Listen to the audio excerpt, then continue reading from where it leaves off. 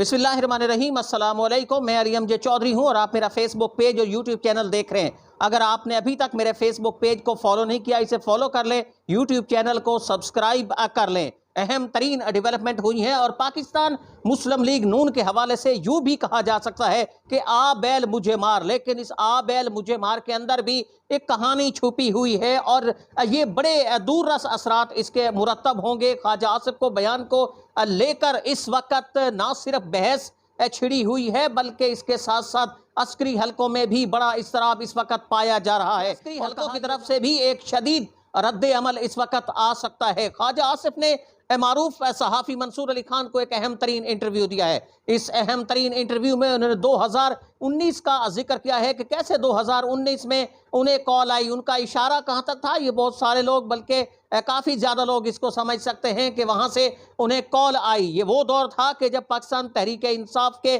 सरबराह इमरान खान की हुकूमत को बमुश्किल 1 साल हुआ था। उस वक़्त उन्हें कॉल आई, उन्हें कहा गया, जब ख्वाजा आसिफ साहब के बकौल जब वो वहाँ पहुँचे तो उन्हें कहा गया कि अब पंजाब की हुकूमत इस वक्त ले लें और पंजाब की हुकूमत के बाद आपको मरकज़ की हुकूमत भी दे दी जाएगी। अब ये सारा मामला क्या है, ये बातें क्यों हो रही हैं, इस पर भी बात करते हैं। लेकिन उससे पहले आज सेनेट में एक बिल पेश कर दिया गया है जिसे कहा तो यही जा रहा है कि इंतहा पसंदी के खिलाफ, लेकिन सेनेटर मुश्ताक गनी साहब हैं, उन्होंने आज इस पर रद्द अमल भी दिया है और सीनियर सहाफ़ी हामिद मीर साहब ने भी उस रद्द अमल की तशरीह की है। हामिद मीर साहब के मुताबिक सेनेटर मुश्ताक गनी वो वाहिद शख्स हैं जो पाकिस्तान तहरीक इंसाफ का मुकदमा इस वक्त लड़ रहे हैं। जहां पाकिस्तान तहरीक इंसाफ के 25 सेनेटर्स इस वक्त ऐवान के अंदर खामोश बैठे हैं, वहां मुश्ताक गनी पाकिस्तान जमात इस्लामी पाकिस्तान के जो सेनेटर हैं वो इस वक्त उनका मुकदमा लड़ रहे हैं। हामिद मीर साहब के मुताबिक मुश्ताक गनी साहब का ये कहना, बल्कि मुश्ताक गनी साहब ने भी ये ट्वीट किया है कि ये बिल दरअसल पाकिस्तान तहरीक इंसाफ के खिलाफ साजिश है। बुनियादी तौर पर इस बिल को जब ये बिल मंजूर हो जाएगा तो उसके बाद पाकिस्तान तहरीक इंसाफ पर पाबंदी लगाकर ये तमाम जो बिल है उसी पर लागू किया जाएगा और दरअसल ये पाकिस्तान तहरीक इंसाफ पर पाबंदी का ही शाखसाना इस वक्त दिखाई दे रहा है। मुश्ताक गनी साहब के इस बयान के अंदर बड़ा वजन भी है क्योंकि ऐसे पीडीएम की हुकूमत जा रही है और जाते जाते इस तरह के जो बिल पेश कर रही है तो लाजमी तौर पर इसके अंदर यही उनसर होगा, क्योंकि इस वक्त पीडीएम की हुकूमत को इंतहा पसंदी से ज़्यादा पाकिस्तान तहरीक इंसाफ से इस वक्त खतरा है। पीडीएम की हुकूमत को इस वक्त इंतहा पसंदी से इतना ज़्यादा खतरा नहीं है। उसकी वाज़ेह मिसाल आप देख सकते हैं कि 10 मुहर्रमुल हराम को मोबाइल सर्विस जो काफ़ी अरसे से बंद हो रही थी, काफ़ी सालों से उसे बंद किया जा रहा था, लेकिन कल मोबाइल सर्विस भी बंद नहीं की गई। इससे यही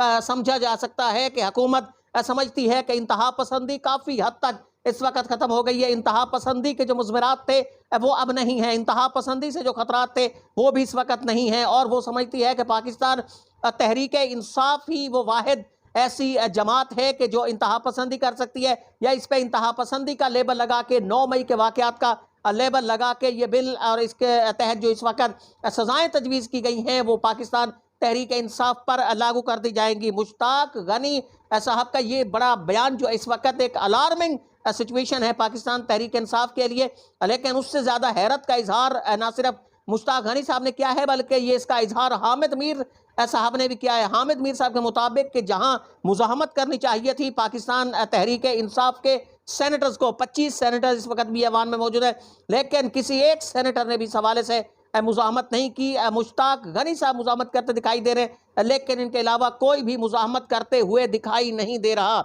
इसी सूरत हाल के अंदर फैसल करीम कुंडी साहब का भी एक अहम बयान आया। साबिक डिप्टी स्पीकर है, इस वक्त मिनिस्टर ऑफ स्टेट हैं। उनका यह कहना है कि जो बिल पेश किए गए थे, जिन बिल में इख्तियारात में इजाफा किया गया था, पाकिस्तान डेमोक्रेटिक मूवमेंट की हुकूमत ने जो बिल पेश किए हैं कि निगरान हुकूमत के इख्तियारात में इजाफा कर दे, पाकिस्तान पीपल्स पार्टी इसका हिस्सा नहीं है। उन्होंने कहा कि ये तासुर ना दिया जाए कि पाकिस्तान पीपल्स पार्टी इस बिल का हिस्सा है। पाकिस्तान पीपल्स पार्टी नहीं चाहती कि निगरान हुकूमत को ज़्यादा इख्तियारात दे दिए जाएँ। तो जो खबरें आ रही थी काफ़ी अरसे से कि इस वक्त एक इख्तलाफ फैला जा रहा है, इख्तलाफ बहुत ज़्यादा होता जा रहा है। इस वक्त پاکستان پیپلز پارٹی اور پاکستان مسلم لیگ نون میں اس پہ آج ایک پھر مہر لگا دی ہے فیصل کریم کوٹی صاحب نے.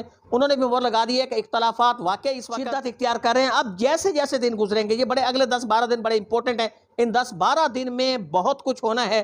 ان کے اندر الزامات بھی لگیں گے، ان کے اندر بڑی اس وقت سوچ و بچار بھی جاری ہے، حکمت عملیہ بھی جاری ہیں، کیونکہ اس وقت حکومت جانے والی ہے. یہ کہا جا رہا ہے کہ کیئر ٹیکر پرائم منسٹر کیا ہوگا. پرائم منسٹر کے حوالے سے ابھی تک نام نہیں لیا گیا. یہ کہا گیا جی 5 نام فائنل کر لیے گئے ہیں، 3 نام فائنل کر لیے گئے ہیں. کوئی بھی اس حوالے سے زبان کھولنے کے لیے ابھی تک تیار نہیں ہے کہ یہ پرائم منسٹر کون ہوگا. یہ معاملہ راجہ ریاض کے درمیان ہی رہے گا، یا پھر راجہ ریاض اور میاں شہباز شریف کے درمیان رہے گا، یا پھر کوئی اور بھی اس کے اندر کود سکتا ہے. پیپلز پارٹی اس پر غور کر رہی ہے کہ کہیں یہ نورا کشتی نہ ہو، کہیں ایسا نہ ہو کہ ملی بھگت سے ایک کیئر ٹیکر پرائم منسٹر مرضی کا اس کو تعینات کر لیا جائے، اسے مرضی کے اختیارات مل جائیں اور پھر اس کے بعد پیپلز پارٹی اس ساری گیم سے باہر ہو جائے. پیپلز پارٹی نے بھی سر جوڑ لیے ہیں. سپیکر قومی اسمبلی کا تعلق پاکستان پیپلز پارٹی سے ہے. یہ اس وقت سوچ و بچار بھی چل رہا ہے پاکستان پیپلز پارٹی کے رینکس میں کہ اگر یہاں سے کہیں گڑبڑ ہوتی ہے تو فوری طور پر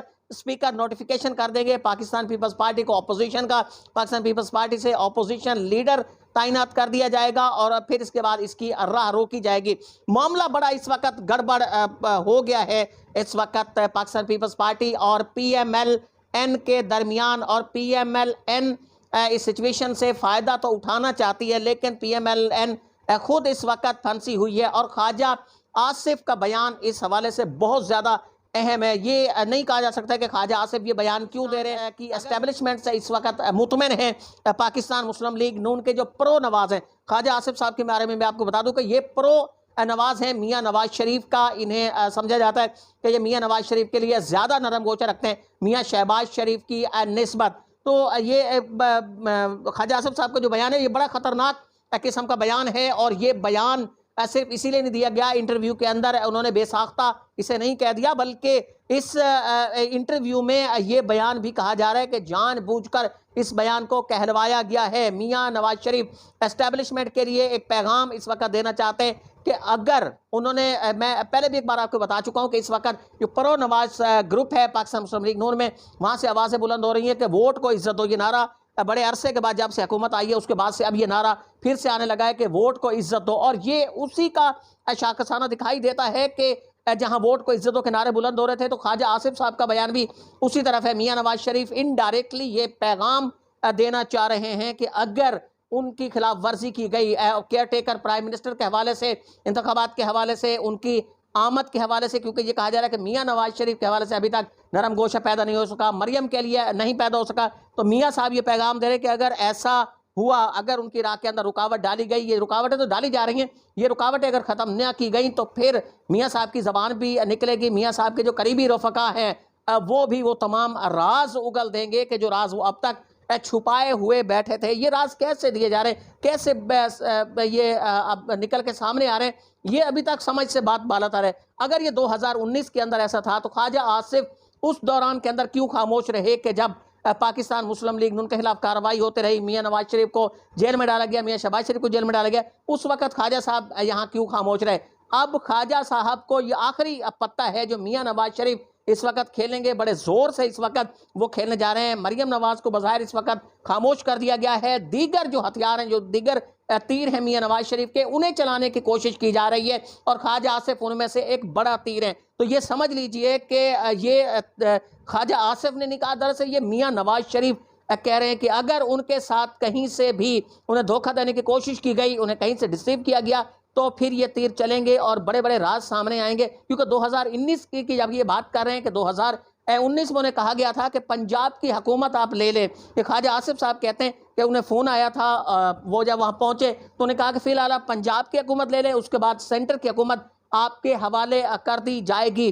جس وقت کی یہ بات کر رہے ہیں اس وقت جنرل عاصم منی ڈی جی ISI تھے. تو یہ براہ راست کس پر اس وقت الزام لگا رہے ہیں؟ یہ میاں نواز شریف کے جو ایما ہے اس پر یہ اس وقت لگائے جا رہے ہیں. یہ دراصل یہ سوچی سمجھی ایک پلاننگ لگتی ہے پاکستان مسلم لیگ نون کے پرو نواز گروپ کی کہ اس طریقے سے انہیں ڈیفینڈنگ موڈ میں لایا جائے. اس وقت جنرل عاصم منی جن کی شہرت کے حوالے سے کہا جا رہا ہے کہ بہت اچھی ان کی شہرت ہے، وہ زیادہ انٹرفیرنس نہیں کرتے، مداخلت نہیں کرتے، لیکن انہیں اس وقت متنازع بنانے کی کوشش، دراصل یہ فرسٹریشن ہے جو پاکستان مسلم لیگ نون کے صفوں کے اندر ہے، اور بھی بیان آئیں گے اور بھی بہت ساری ایسی باتیں اس وقت اگلی جائیں گی، کیونکہ یہ بات سمجھ سے بالا تر لگ رہی ہے کہ خواجہ آصف صاحب اس بیان کو 4 سال تک انہوں نے کیوں نہیں بولا، 4 سال تک انہوں نے نہیں کہا، اچانک سے انہیں پھر سے یاد آ گیا ہے، اور اس کی وجہ صرف یہی ہے کہ اسٹیبلشمنٹ میاں شہباز شریف کے لیے تو نرم گوشہ رکھتی ہے، لیکن میاں نواز شریف کے لیے نہیں۔ پیپلز پارٹی کو بھی لال جھنڈی دکھا دی گئی ہے، اور پیپلز پارٹی بھی اس وقت غصے میں ہے۔